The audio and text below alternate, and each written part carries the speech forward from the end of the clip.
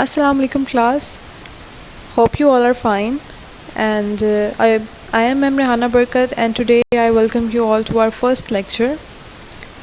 So, moving to our next slide. Heading is Characters and Fate in The Mayor of Casterbridge. The Mayor of Casterbridge is one of the Thomas Hardy's typical Wessex novels. This novel narrates a series of stories that happened after Henchard sold his wife when he was drunk at early 19th century England. Casterbridge. Combining with other Wessex novels, we can summarize that Hardy believed that human fate was closely linked with character.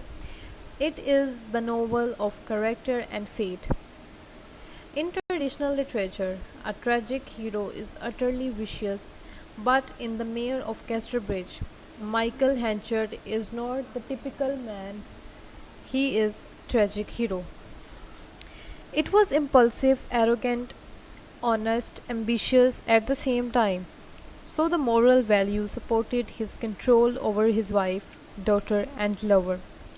By analyzing Henchard's defective character, we can safely come to the conclusion that Henchard is mainly responsible for his own tragedy, which is inevitable for his own defective personalities. Apart from Henchard, Susan and Elizabeth are the female roles in the story who also have different fates because of their unique characters. For living environment, they were living in the same society when people have prejudices against women. For characters, they were completely different. Compared with traditional women, Susan the mother, Hardy created a new model of female. Elizabeth, the daughter who desired for freedom and explored for self-improvement for their fates. Hardy believed that there was a kind of mysterious and unavoidable power that can change people's lives, and their different fates are the result of their different personalities. Susan, as a tragic great mother, died miserably, and Elizabeth, as an independent daughter, gained liberation and lived happily. This paper observes the human being from these two angels, the character and the fate, to deeply and systematically analyze the close relationship between fate and character in The Mayor of Casterbridge. Besides Michael Henchard, Susan Henchard and the Elizabeth Jane also influenced the story. They are Henchard's wife and his daughter. These two female roles in the book The Mayor of Casterbridge showed different levels of resistance and obedience. From their life story, we can guess that Thomas Hardy himself held a complex view towards women. He approved that women were affiliated property of men. However, he showed his sympathy and pity to those who suffered because of the tragic fate. The women's tragedy are closely related to their fragile and obedient personalities. Many critics believed I've already analyzed it from all kinds of different angles. Especially the male hero Michael Henchard has been repeatedly investigated since the novel published. First, Hardy did a splendid work on creating Henchard's distinct characteristic. He is impulsive, arrogant, stubborn, straightforward, and autocratic.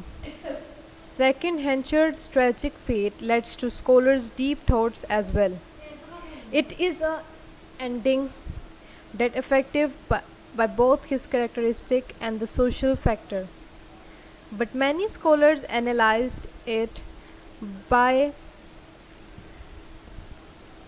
1 minute. Sorry for the distraction. But many scholars analyzed it by comparing it with other female roles of Hardy's novels. Scarcely they have analyzed it from people's characters and their fates. This paper analyzed the close relationship between the fate and character in the Castle of Mayor Bridge. In the novel, when Hardy compared the different fates of the character, he concludes, but most probably luck had little to do with it. Character is fate, said novelist, and Farfrae's character was just the reverse of Henchard's, who might not be inaptly described as Faust has been described, as a vehement, gloomy being who had been quitted the ways of vulgar men, without light to guide him on a better way.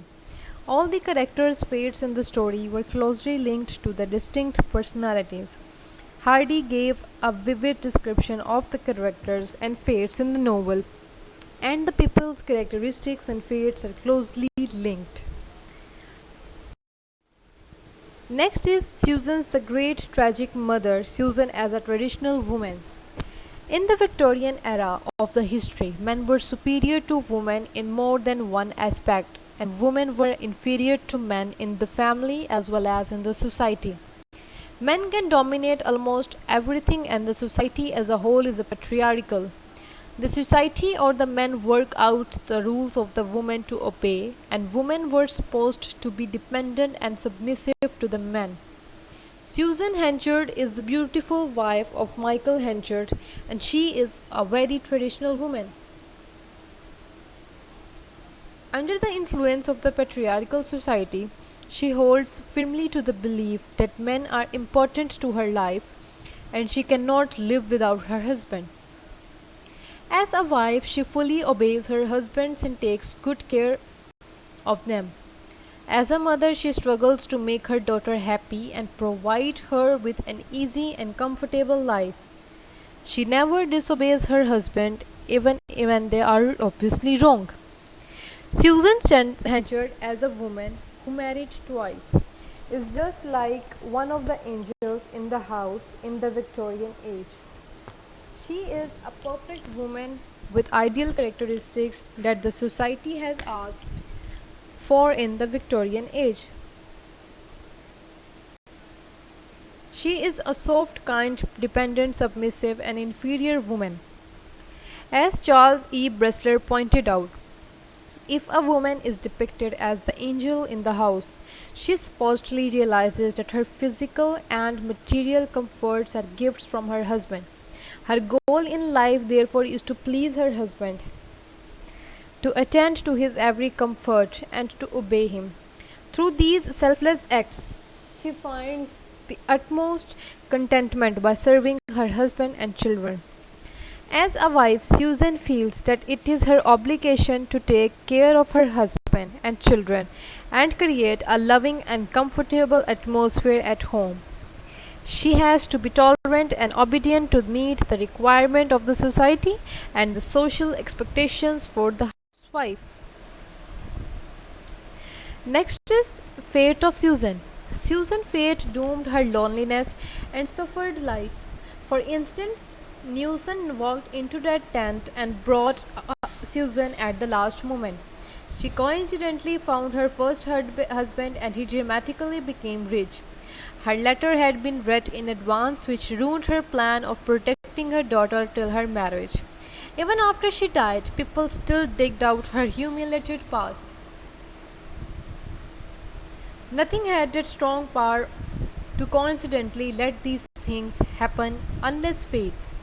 It isn't hard to see that Susan's life had been secretly dominated by her fate. There was nothing she can do when Henchard managed to sell her. There is nothing else she can do when she thought Newson was dead.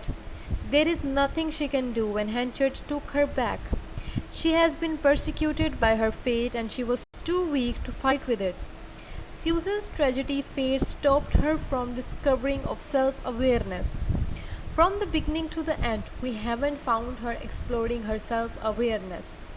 This is an obvious character shortage of most females in the patriarchal society.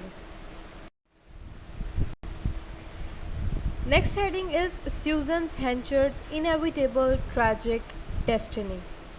Susan Henchard's tragedy is inevitable as a wife and mother in the patriarchal society, and being the wife and mother had become heavy burdens to her in the patriarchal society. She has been deprived of any rights to fight against the unfair treatment she has received, and her education requires her to be obedient and submissive to the man and the society. As a young girl, she had to obey her father and meet every requirement her father set for her. And after marriage, she has to take care of her husband and obey him unconditionally, as her father told her before getting married. Just like her mother and grandmother do all their life. In compensation, she can live in the patriarchal family and get what she desires from her father or husband if they think it will not harm their superiority at home. Susan does not fight against these unfair treatments. She chooses to accept what the society imposes on her as what she was educated since she was born. She is completely relied on men and obey to men. At the beginning of the novel, we can notice her fully reliance on Henchard. They walk along without any signs of communication. She knew that her husband did not want to talk to her, but she still walked closely to Henchard as if she is protected by her husband. She did not feel secure if she walked too far from her husband. She completely obeyed to his husband even when she was sold. She chose to silently accept her destiny and follow the seaman. 19 years later, Susan met Henchard again. She completely forgave Henchard for his sinful past, and she had remarried Henchard to provide her daughter a comfortable life. After getting married to Henchard once again, she utterly lost her independence and obeyed to him completely. She did nothing for the wedding but to obey all the decisions her new husband had made and wait for the day to come. Our question for today's discussion is: to what extent is character and to what extent is fate responsible for the tragedy in the Mayor of Casterbridge? Discuss in detail. As you guys are seeing in the first slide, our heading is The Mayor of Casterbridge as a Tragedy. The 19th century yielded no great plays and scarcely any good ones. Of all the poets who attempted to write tragedies, none could think beyond following the conventional Shakespeare form. One Shelley in The Cenci and Byron kept the traditional style and produced drama worthy of consideration. During that period, novel developed into a form of literature that not only captured public attraction but also sets at the level of tragedy given by Aristotle. Next slide is Aristotle's view about a tragic hero. In this paragraph, there is a definition given about tragic hero that Aristotle viewed about. Aristotle defines a tragic hero as a person who evokes a sense of pity and fear in the audience. He is considered a man of misfortune that comes to him through error of judgment. A tragic hero downfall evokes feeling of pity and fear among the audience. Next slide is: what were the aspects of tragic hero, or what are the aspects of tragic hero? The protagonist or main character in the play. He must be of noble birth or hold an important social position. He has a desire to do good deeds. He dies in the end of the play or suffers till the end. Moving to the next slide. What are the characteristics of tragic hero? There are basic 4 characteristics. The first one is position. Second one is tragic flaw, or you can also call it as hamartia. The third one is reversal catastrophe, and the fourth one is recognition or catharsis. So discussing about the first one, that is position. The hero is royal or noble with great power, usually a king.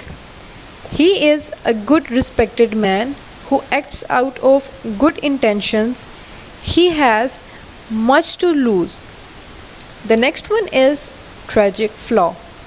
In spite of his good intentions, the hero makes a tragic error which causes his reversal.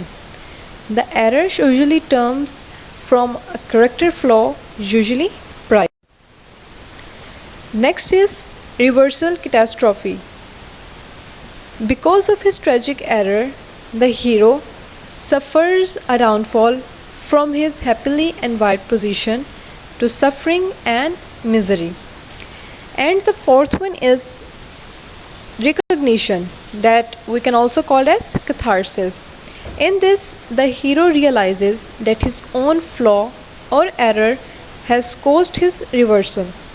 This recognition always occurs too late for the hero to prevent or escape his reversal. Moving to our next slide is tragedy in the Mayor of Casterbridge. What was the tragedy that happened in the Mayor of Casterbridge? The Mayor of Casterbridge is a tragedy in the tradition of the Greek tragedies. However, the novel still ends with the hope for humanity. The belief that fate is to blame is a tool of the past, of the superstitious farmers such as the townspeople. When Michael believes that fate is destroying him, his problems continue.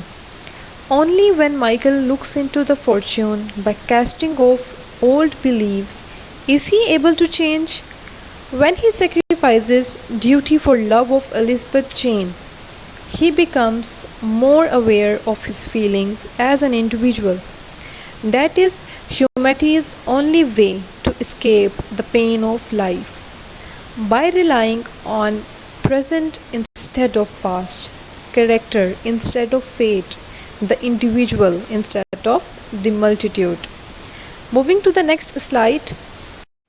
Position. Henchard is the mayor of Casterbridge.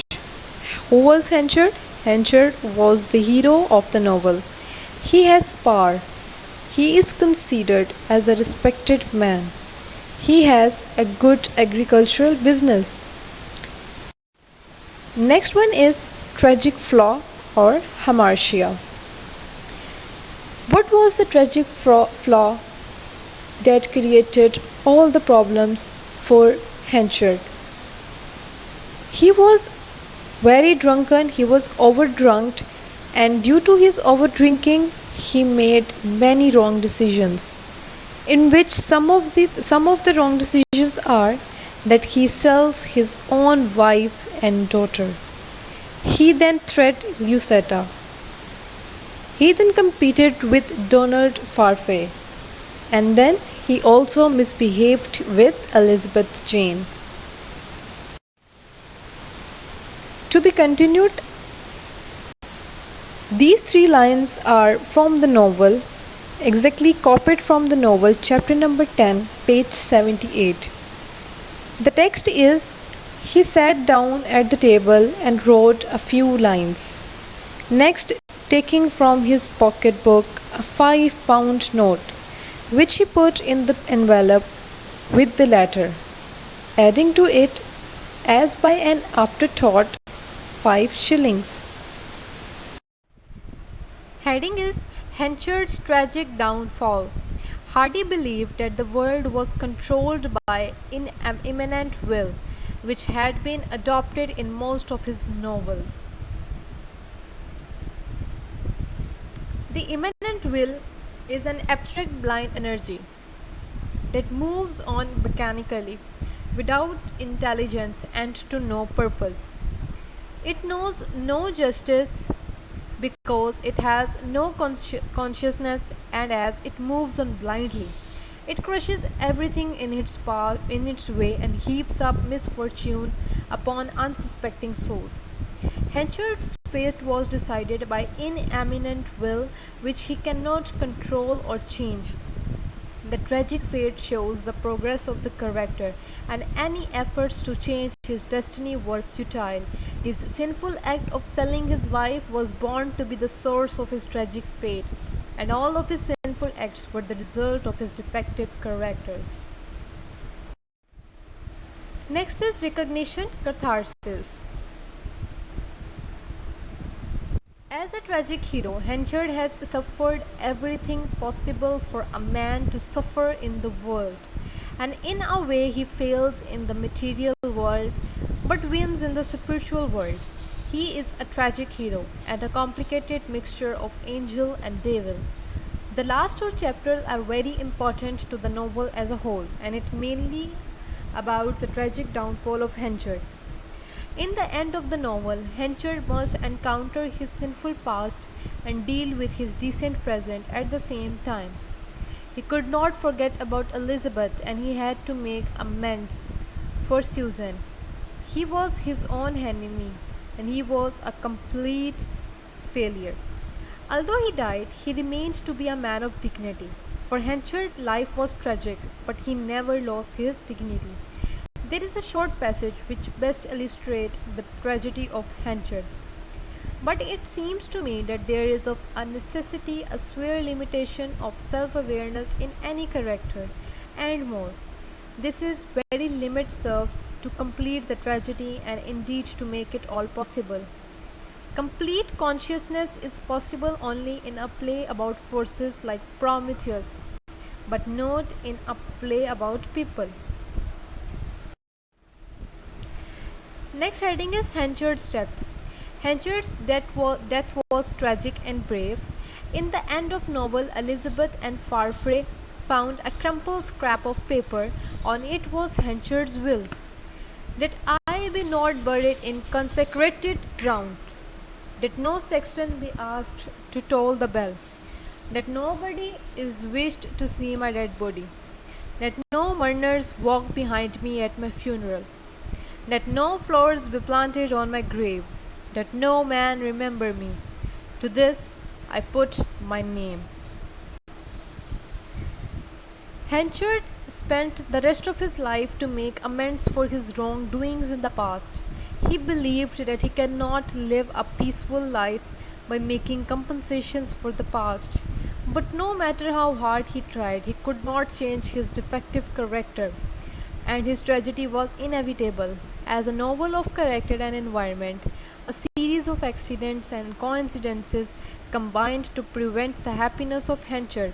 His struggles against fate never succeed. The only result of his struggle was to make him even more miserable and misfortune.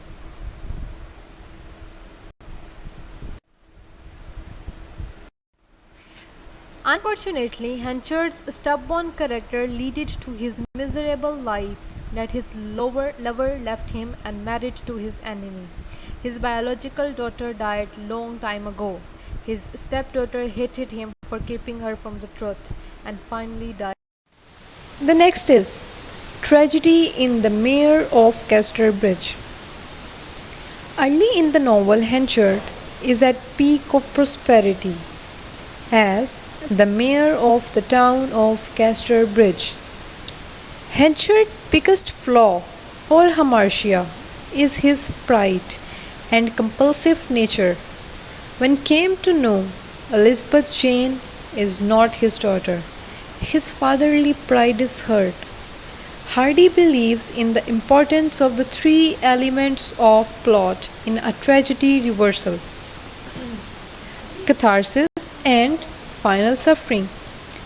He unites the events in The Mayor of Casterbridge to portray the rise and fall of Michael Henchard.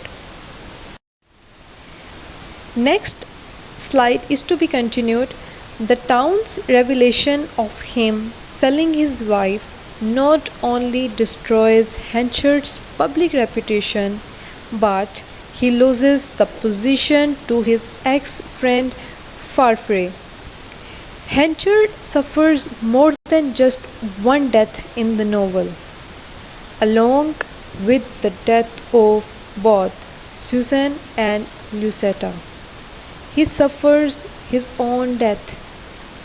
Long before his physical death, Henchard dies in reputation when he is no longer a man of wealth, power, or esteem. The movement of his final suffering occurs after he experiences the loss of his stepdaughter Elizabeth Jane. Next slide.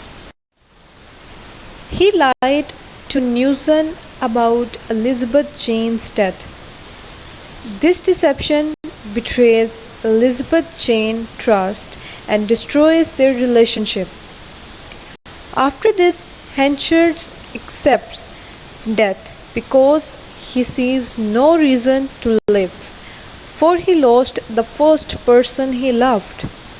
Thomas Hardy evokes the feeling of pity and sympathy in response to Michael Henchard's sufferings.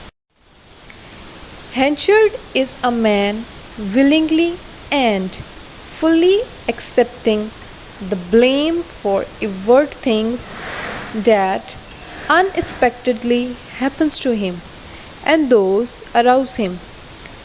He seeks out his own punishment because he is determined to take burden of his own mistakes. Even in death, he punishes himself for his own flaws. Throughout the novel, Henchard makes many mistakes. He fails to maintain his social position, wealth, and relationships with his loved ones. However, these unfortunate coincidences that occur in the plot of Henchard's life as a result of his quest for satisfaction and reconciliation are necessary to build up the emotions of readers so that there may be release of tension at the end of the novel with the inevitable demise of beloved tragic hero. Coming to our next slide and the final one, that is conclusion. In The Mayor of Casterbridge, there are the close relationship between the character and fate. We analyzed three people of the novel: Henchard, Susan, and Elizabeth. Henchard is an ambitious man who fights against the fate, but his tragedy is inevitable due to his impulsive and arrogant characteristics. Susan is a traditional woman in the patriarchal society, and she does not try to improve his miserable situation and unconditionally accept all the unfair treatments and prejudices, and that is why she dies tragically in the novel. Her daughter Elizabeth is quite a different woman. She is brave to fight against all the unequal treatments, and she realized that her self-improvement is the only key to her happiness. There is no doubt that she has sorry, become an independent and respectable woman in the end of the novel. By analyzing the three people's different characteristics and consequently distinctive fate, we can see the close relationship between fate and character. Character determines the fate, and no matter how hard one tries to change the fate, it will be useless. Women are at a great disadvantage if they do not improve themselves. They are fragile because they rely on men's protection all the time. Susan and Elizabeth showed different level of resistant and obedient peculiarity. From their life story, we can guess that Thomas Hardy himself held a complex view towards women and feminism. He approved that women were affiliated property of men. However, he showed his sympathy and pity to those who suffer because of their tragic fates. Any efforts to fight against the fate, regardless of characteristics, are futile. That's all for today's lecture. Hope you guys understood. Thank you for your attention. Allah Hafiz.